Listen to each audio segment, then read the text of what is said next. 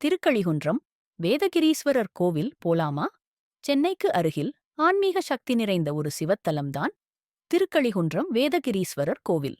இந்த மலையின் உச்சியில் ஒவ்வொரு நாளும் 2 கழுகுகள் வந்து கோவிலில் இருந்து கொடுக்கப்படும் பிரசாதத்தை வாங்கிச் செல்கின்றன. இந்த அதிசயம் 1000 ஆண்டுகளாக இன்று வரை தொடர்ந்து நடந்து வருகிறது.